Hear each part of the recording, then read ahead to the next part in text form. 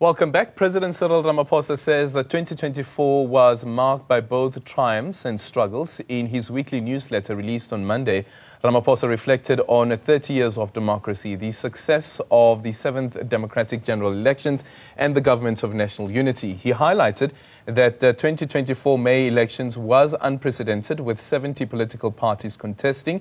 To discuss this year, or the year that was in South Africa, we are now joined by political analyst Asanda Mwasheng, as well as Professor Oscar van der Heerden from the University of Johannesburg. A very good morning to both of you. Thank you so much for making time for us. Asanda, let's start off with you. When we were having this discussion with the team, I said to them, I wonder whether 2024 has indeed become our 1994. And upon reflection, looking at what the president has said, how would you answer that question? Thank you for having me, Aldrin. I think that, we kind of have become obsessed with this 30-year period and trying to quantify it as whether South Africa is a success or not. And I think it is a difficult question to answer because, on the one hand, if you speak to South Africa's black middle class who have entered the economic market through jobs and who have begun to earn a lot of money, and that racial disparity in income has begun to decrease, they will say that for the most part, it's been a successful 30 years of democracy and that they're living a lot of what democracy promised. But if you speak to the majority of black South Africans who have remained in townships, who have remained unable to enter the asset classes or the wealth that previously belonged to white people during apartheid, they will tell you that it's been a dismal 30 years for them. So although they gained political power and they have a little bit more in terms of labor rights, in terms of the ability to earn a living wage when they can have a wage in this unemployment, they will tell you that it's been depressing. I've spent time speaking, for instance, to the people of Bahlali Basemjondolo, and they said this is 30 years of murder for them because their activists have been killed. And the other, activists around issues on the ground are saying that they feel like they've been failed by this democracy and the promises of this democracy have not reached them. And so it's been a successful 30 years, but only for a minority of black people because the economy continues to be in the hands of white people, with the latest report by LSE showing that the average white person, more than 40%, has 250,000 Rand inheritance minimum, while only 3% of black people are able to say the same. And, colored people and Indian people having slightly more than that, but still in the single digits. So our economy still remains in white hands. And until that is dealt with properly, we cannot say that this has been a fully successful, while we can acknowledge that there's been some progress made. And so we're not exactly where we were in 1994, but we haven't inched far enough for some of us or for the majority of black people. Okay. Professor van Heerden, what's your reflection on that? And the test that Asanda is also using is dealing with that question of inequality and how it has persisted over the past 30 years.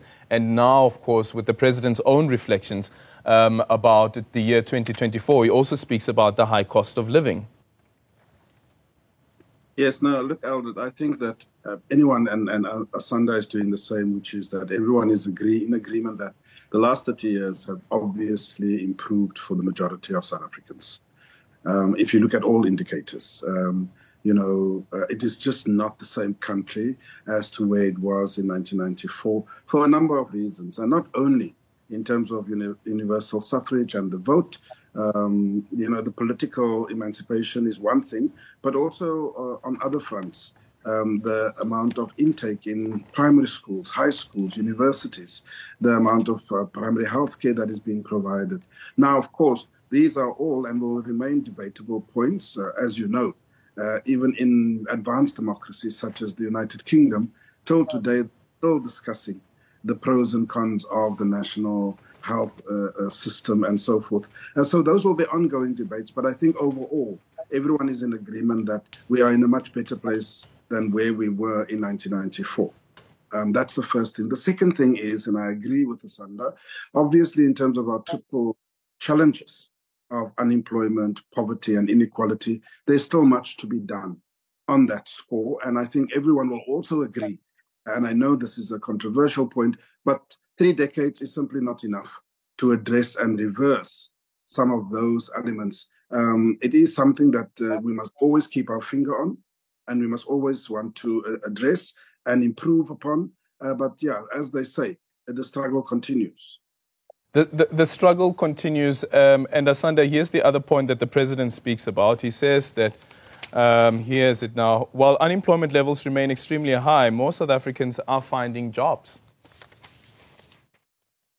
I mean, I don't know which South Africa is living in, where most South Africans are finding jobs. I think, we are living in a global era of gig economy. And so when you're in a gig economy, there are many jobs available, but those are not sustainable jobs. And those are not jobs that necessarily pay a living wage. And those are not jobs that are guaranteeing the lives of people for, long enough periods for people to feel like their lives have changed substantially. We know that particularly Black women are more likely to be unemployed, and they're more likely to be unemployed for longer periods, so for more than 12 months. And what this causes is it increases gender inequality. It means that women in this country are employed by men as wives, as girlfriends, as transactional sex workers, and various other relationships which force women to rely on men for an income, which is an undesirable situation, because it leads to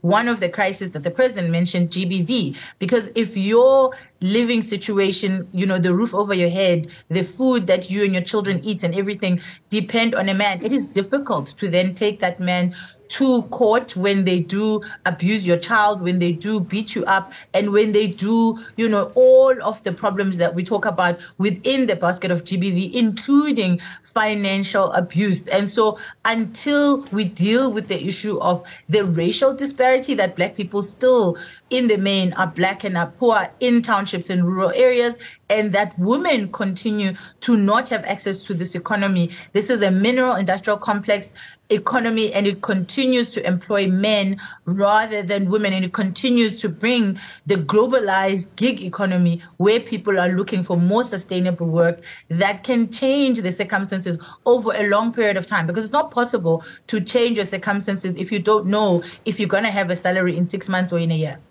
Yeah, and Prof, the point that Asanda also raises around this report by the London School of Economics and Political Science, one of the aspects that they deal with there is also looking into geographically. The paper shows that most Black estate holders in the urban residents were with only 17% in former homelands and 42% in apartheid-era townships, indicating that the privatization of township housing in the 1980s and the 1990s has been most meaningful asset transfer in post-apartheid. But it doesn't necessarily translate into wealth. And even if we look at the upward mobility as an example, Black people moving out of townships, moving into greener pastures or the green suburbs and so forth, what you find there is because of a collapse of service delivery that first affected people in the townships, now is also affecting people in urban areas. Yeah, look, I mean, anyone will tell you, including economists, that wealth creation takes time. When we talk of old money, with regards to white South Africans, it is over a long period of time. You would recall, Aldrin, that it is only now in recent years, I'd say in the last 2 decades, that the ANC governing party decided to hand over title deeds to homeowners and so forth in the township and lower income areas, which then transfer an asset. For the first time, there are families that now own a house, a fixed asset, and so forth. And that will continue. But it does still mean that it's going to take time. Asanda talks of the Black middle class. Indeed, it has enlarged greatly. And yes, they will probably argue that it has been good for them, particularly public service, civil service servants, as well as those that are in the private sector. But those are still the minority amongst the Black population, and there's lots to be done with regards to lifting everyone up in terms of socioeconomically. Do you believe that the Government of National Unity in its current formation, Prof, is the answer to some of these questions that we are raising this morning? Well, I don't see any difference between the Government of National Unity and any other majority government such as we've had over the last 30 years. Just because there is now 10 parties that are actually part of governance doesn't mean that there's anything special about the government. Everyone must do their job. They must do and execute their mandate. Yes, it does bring a bit of more diversity within the executive and cabinet. But I want to emphasize the point, Alz, that I don't see the GNU being something special. It's just another government by arrangement, and hopefully all the ministers within that government can deliver on their mandates. Yeah, if their parties allow them to do that as well. And there's no push for them to be fired. Asanda, what's your reflection on the Government of National Unity? Because this particular year has actually brought us that, and whether or not it is capable of dealing with some of these questions that we are raising. I disagree with the professor on this one for one reason only, which is that before the Government of National Unity was constituted, we saw one of the rating agencies saying that they would prefer a DA-led or a DA coalition with the ANC. And we also saw one of the largest business organizations in South Africa saying the same. And we've seen that the narrative around South Africa has changed considerably because there are now white interests and white political parties within government. And that does have an impact because in economics, perception is everything. And so the ways in which people are looking at South Africa and are looking to South Africa, if you look at the framing of this G20 presidency that's coming up, it is a much more positive tone and a much more positive note, because you have the Democratic Alliance, which, people who still subscribe to South Africa's past believe that white people are more capable at leadership than black people. And that doesn't need to be a true thing or a real thing, but that perception persists. And also what's happened is with the DA now no longer being in opposition, you are getting less, negative noise feed about the government and its failing, and more positive feed, which means that even South Africans' own thinking about the government is likely to improve from a perception perspective. But I think it's important to highlight that one of the problems that we face is that in apartheid, in colonialism, inequality is baked into the system. Racism is baked into the system. Patriarchy is baked into the system. And so I 100% agree with the Prof that it's going to take many, many years. It's going to take many generations to undo the work of colonialism, to undo the work of racism. And that's why it's so important that we have these dialogues, that we have the national dialogue, and that we talk about the things that continue to institutionally block the paths of black people to access that white asset base that, people are still holding on to. And I think to stop doing things like having conversations with Solidarity, who are the beneficiaries of apartheid, about what languages should be taught in our school, because that reinforces the white supremacy of white people in this country, and it shows disproportionate influence over this country's policies by a government that has already signed a bill. And so there are many problems and issues that are showing us that old thinking of white people being the best leaders, white people being the most capable leaders, are coming back. And that is dangerous to me. And that has implications for how people are going to vote in 2029 over voting over whether the government has been able to turn things around in this 5 years and what the future of South Africa looks like without having white supremacy coming back to be now the way in which the government does its work.